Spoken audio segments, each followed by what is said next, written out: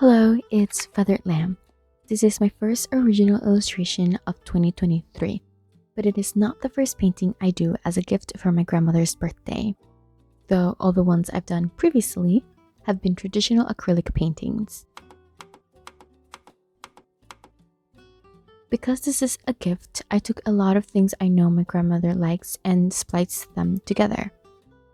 First, I'm going to start with dance and music. My grandmother loves ballet, flamenco, and bomba, so in order for me to amalgamate these things together, I implemented the ballet with the position of the legs and the pointed-toed shoes, flamenco with the hand pose and fan.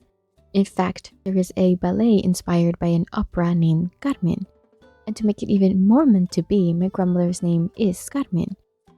Bomba is found in her attire, which I'll work on later in the footage when I fix up the sketch of the character. Secondly, my grandmother loves nature and always has. Plants are something that have never gone missing in our home.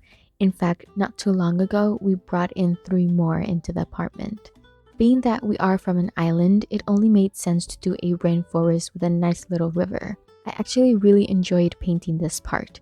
The forest was as calming to paint as it is to actually be in one. The words on the right are actually trees that I brainstormed I could add to the painting. In the end, I only used guineo, which is banana. We actually have banana trees in our home back in Puerto Rico, and she was really excited to notice the bunch of banana. My grandmother's favorite animal is the peacock. Here, I'm brainstorming designs for the dress, which I end up scrapping in the end. She actually has a lot of peacock-themed stuff, and she has expressed a desire to stop collecting peacock-related things because she has enough to decorate her room with, which led me to decide that I wanted to honor the peacock without it being too obvious.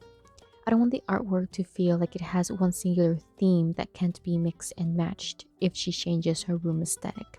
I decided to have a tiny little hint of peacock with a fan, but I don't use the popular feathers as inspiration. Instead, I use the ones atop a peacock's head, which are only blue. Because the background is green, I choose to go with blue for her dress, and this mix of colors is also a nod to the peacock. Bomba attire is usually white. For women, this involves a long skirt, a long-sleeved under turtleneck shirt, and a white turban. Some other elements that are common to see are ribbons, lace, slightly puffy sleeves at the shoulders, and bright colorful jewelry. This jewelry tends to be in one specific chosen color that matches the dangly earrings to the beaded necklace. Despite the tradition, however, being a specific recognizable look, it isn't a hard set rule. At the end of the day, bomba is the dance of our people. You dress with what you have. Finding the reference picture is genuinely what took me the longest out of this entire process, but the pose of the character truly takes the cake.